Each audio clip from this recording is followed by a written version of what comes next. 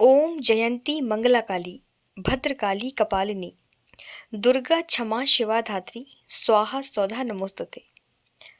जय मां काली। दोस्तों, आप सभी को मेरा नमस्कार।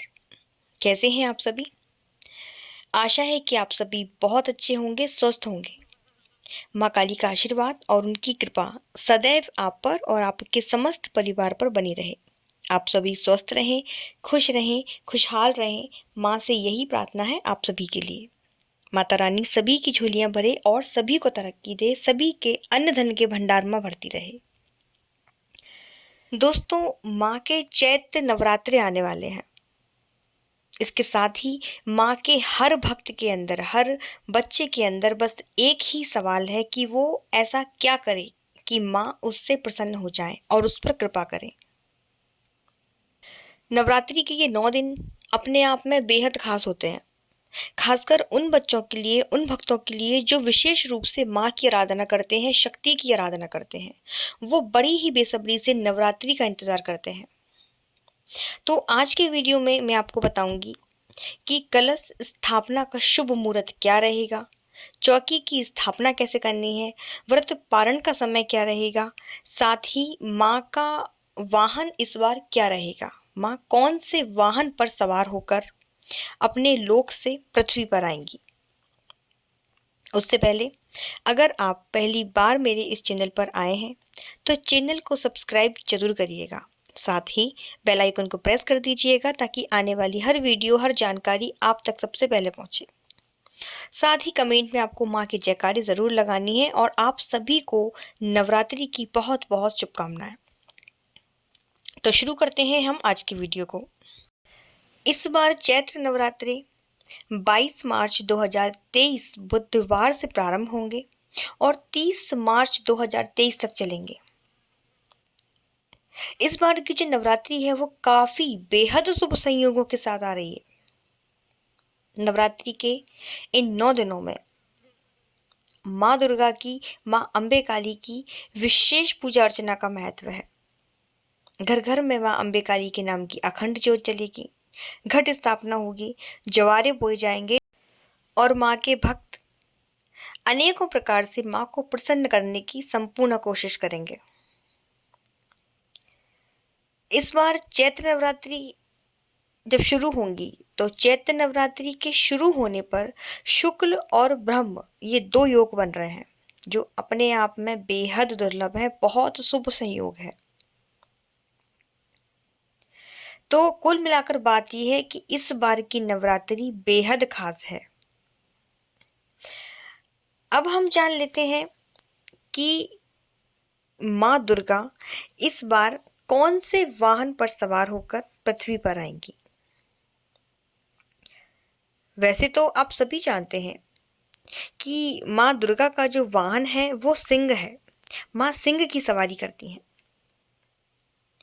पर जब नवरात्रि में माँ धरती पर आती हैं तो उनका वाहन बदल जाता है। जैसे माँ आने के लिए अलग वाहन का चुनाव करती हैं, इसी प्रकार जब माँ अपने लोक वापस जाती हैं तब भी वो अलग वाहन पर सवार होकर जाती हैं।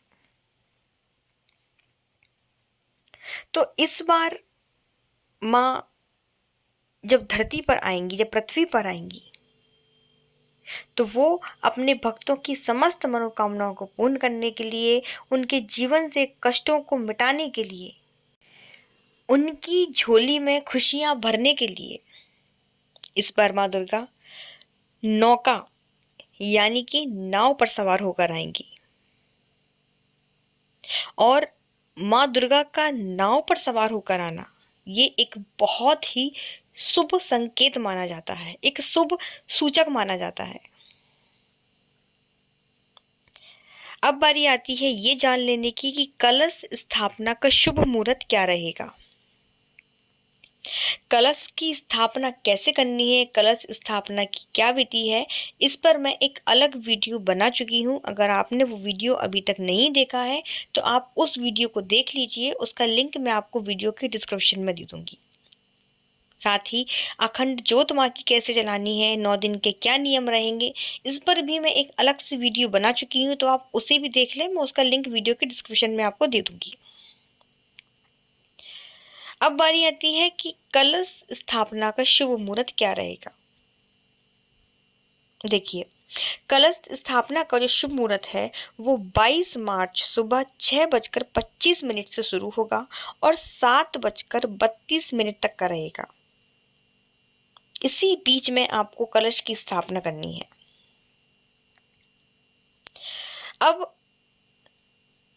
ये जान लेते हैं कि नवरात्रि के इन 9 दिनों में इन 9 देवियों के पूजन का सही क्रम क्या रहेगा। कौन से दिन कौन सी देवी की पूजा आराधना की जाती है। सबसे पहले सर्वप्रथम माँ शैलपुत्री का पूजन किया जाता है। दूसरे दिन माँ ब्रह्मचारिणी, तीसरे दिन चंद्रघंटा, चौथी कूसमांडा, पांचवी स्कंद माता, छठी कात्यायनी देवी, सातवीं कालरात्रि, आठवीं महागौरी और नवीं सिद्धिदात्री माता की पूजा की जाती है। इन 9 दिनों में आपको कौन कौन से अलग अलग प्रकार के 9 भोग माँ को देने हैं, इस पर भी मैं एक अलग से वीडियो बनाकर दूंगी। हर देवी का एक विशेष भोग होता है इन 9 दिनों में। अगर वो 9 भोग आप माँ को देते हैं अलग अलग दिन, तो आपकी जो भी मनोकामना है वो माँ 100% पूरी करेंगी। अब मैं आपको बताती हूँ कि चौकी की स्थापना आपको कैसे करनी है। उससे पहले मैं आपको बताऊंगी कि नवरात्रि के इन 9 दिनों में आप जितना मंत्र जाप कर सकते हैं उतना मंत्र जाप करिए। सबसे बड़ी चीज, दुर्गा सप्तशती का पाठ आप जरूर करें।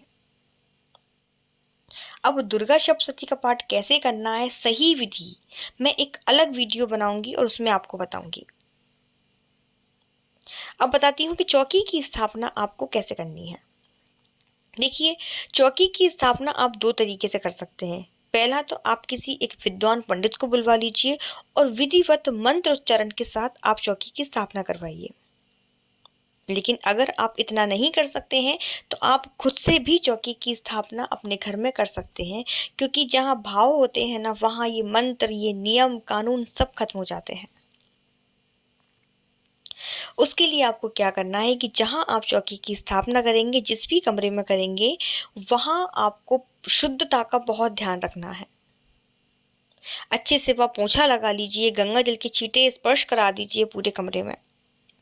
उसके बाद आपको लेनी है एक लकड़ी की चौकी। लकड़ी की चौकी आपको जो स्थापना करनी है वो करनी है पूर्व या उत्तर दिशा में। पूर्व और उत्तर दिशा चौकी स्थापना के लिए सबसे अच्छी होती है, सबसे सही होती है, शुभ होती है। तो आपको पूर्व और उत्तर दिशा में चौकी रखनी है। उस पर एक लाल स्वच्छ, जो कभी यूज नहीं किया गया हो, उस लाल कपड़े को बिछाना है। उसके बाद आपको आपके पास जो भी माँ की मूर्ति है या माँ की तस्वीर है वो आपको वहां पर स्थापित करनी है। माता की मूर्ति और तस्वीर को स्थापित करने के बाद आप माँ को चुनरी ओढ़ाएंगे, माँ को पूरा 16 श्रृंगार भेंट करेंगे, माँ को श्रीफल यानी कि नारियल की भेंट करेंगे। उसके बाद आपको माँ का पूजन करना है। धूप दीप नैवेद्य से पंचोपचार माँ का 16 उपचार करना है। माँ को लाल रंग के फूलों की माला भेंट करनी है। गुड़हल का पुष्प माँ काली को प्रिय होता है, इसी प्रकार गुलाब का पुष्प माँ दुर्गा को प्रिय होता है। तो पुष्प आप भेंट करें, माँ का पूजन करें, बहुत अच्छे से माँ को भोग अर्पित करें। भोग में आप पान पेड़े, जो आप पंचमेवा होती है, मौसमी फल जो होते हैं, आप मिठाइयों का भोग लगा सकते हैं, खीर का भोग लगा सकते हैं, मेवे का भोग लगा सकते हैं। जितना आप माँ के लिए कर सकते हैं, क्योंकि माँ आपसे कुछ नहीं लेंगी। जितना आप माँ को दोगे उसका वो डबल करके, 4 गुना करके, 1000 गुना करके आपकी झोली में डालेंगी। ठीक है, तो इस प्रकार से आपको माँ की स्थापना करनी है। सप्तशती का पाठ आपको ज़रूर करना है। और अगर आप सप्तशती का पाठ नहीं कर सकते हैं समय अभाव के कारण, तो आप कोशिश करें कि 10 मिनट का सिद्ध कुंजिका स्तोत्र का पाठ ज़रूर करें। सिद्ध कुंजिका स्तोत्र से भी माँ बहुत प्रसन्न होती है और दुर्गा सप्तशती के समान ही आपको फल मिलता है। अब मैं आपको बताती हूँ कि व्रत का पारण आपको कब करना है। देखिए, कुछ ऐसे लोग हैं जिनके यहाँ अष्टमी पूजी जाती है और कुछ ऐसे परिवार हैं जिनके यहाँ नवमी पूजी जाती है। तो देखिए, जिनके यहाँ अष्टमी पूजी जाती है तो उनके यहाँ कन्या पूजन अष्टमी को होगा, हवन इत्यादि सब अष्टमी को होगा। तो जिनके यहाँ अष्टमी पूजती है वो व्रत का पारण कन्या पूजन करके नवमी के दिन करेंगे, और जिनके यहाँ नवमी पूजती है तो उनके यहाँ कन्या पूजन नवमी के दिन होगा, तो उनको व्रत का पारण दशमी के दिन करना है।